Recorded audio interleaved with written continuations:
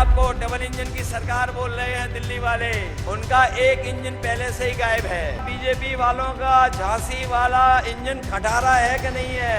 बताओ, इस खटारे इंजन को बदलोगे? आमतौर से जंगल में बब्बर शेर अकेले मिलते हैं, यहाँ पे हजारों बब्बर शेर शांति के साथ एक साथ बैठे हुए हैं। जय समाजवाद, जय इंडिया गठबंधन, जय कांग्रेस। कन्नौज और कानपुर के बाद यूपी में दो लड़कों की जोड़ी झांसी के चुनावी मंच पर नजर आई। इंडिया गठबंधन के प्रत्याशी प्रदीप जैन आदित्य के लिए वोट मांगे। राहुल गांधी ने झांसी में लगे छातों को लेकर मोदी सरकार की स्मार्ट सिटी वाली नीति पर तंज कसा। इसी सड़क पर छाते लटका रखे थे। मैंने पूछा, भाई ये छाते लटका क्यों रखे सड़क के ऊपर? मुझे बताया गया कि ये स्मार्ट सिटी है।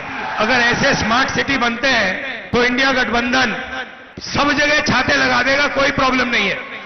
4 चरणों का चुनाव हो चुका है, भाजपा का ग्राफ गिरता जा रहा है। झांसी के लोग भारतीय जनता पार्टी की विदाई की झांकी की तैयारी कर रहे हैं। राहुल गांधी जिंदाबाद। राहुल गांधी इन दिनों जहां भी चुनावी रैली करने पहुंच रहे हैं, साथ में संविधान रखते हैं और मोदी सरकार को संविधान के ही मुद्दे पर घेरते हैं। झांसी की रैली में राहुल के साथ साथ अखिलेश यादव ने भी संविधान को लेकर मोदी सरकार पर निशाना साधा।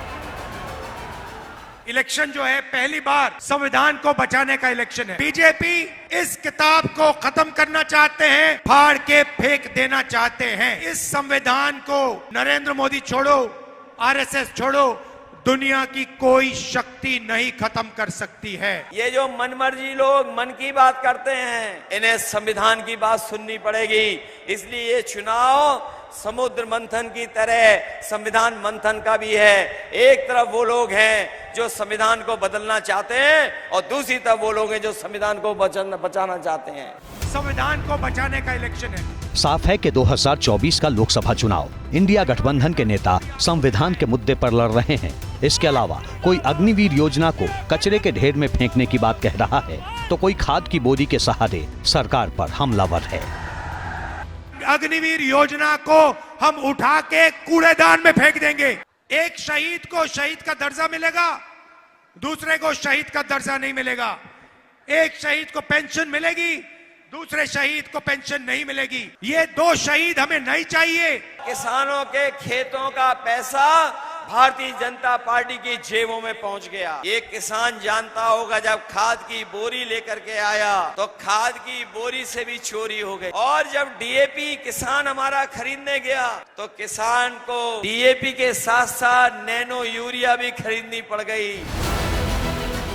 झांसी ऐसी लोकसभा सीट है जहां मोदी लहर में दोनों बार बीजेपी ने इस सीट पर न सिर्फ जीत का कमल खिलाया, बल्कि विरोधियों को बड़े अंतर से मात दी।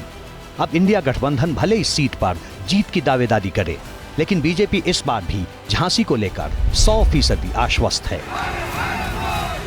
2024 के चुनाव के बाद श्री अखिलेश यादव जी और श्री राहुल गांधी एक इटली जाएंगे, एक लंदन जाएंगे, पूरे दावे से करेंगे। 100% वोट में से 80% वोट हमारा है, 20% में बंटवारा है। भारतीय जनता पार्टी बहुमत प्राप्त कर चुकी है, प्रचंड बहुमत की ओर बढ़ रही है।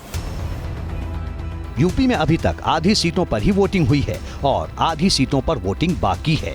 साफ है कि कोई भी दल खुद को कमजोर नहीं दिखाना चाहता।